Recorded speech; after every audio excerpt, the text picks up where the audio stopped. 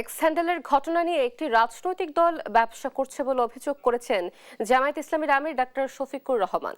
মঙ্গলবার সকাল 11:30টায় কিশোরগঞ্জের কটিয়াদী সরকারি কলেজ মাঠে নির্বাচনী জনসভায় তিনি একথা বলেন। এবারে নির্বাচনে কোনো দুর্বৃত্ত ভোট চুরি করতে পারবে না বলে হুঁশিয়ারি দেন তিনি।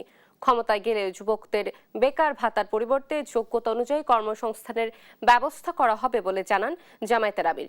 কিশোরগঞ্জ জনসভা শেষে ময়মনসিংহ ও গাজীপুরে নির্বাচনী জনসভায় যোগ দেবেন ডাক্তার শফিকুর রহমান।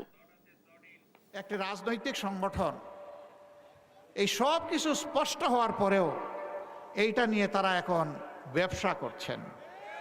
বন্ধুরা, মানুষ চিনে কে কাকে কিভাবে সম্মান করে। প্রিয় যুবকেরা, কথা দিচ্ছি ইনশাআল্লাহ আমরা তোমাদেরকে শিক্ষা প্রশিক্ষণ দিয়ে তোমাদের হাতকে বাংলা গড়ার কারিগরের হাতে পরিণত করব ইনশাআল্লাহ।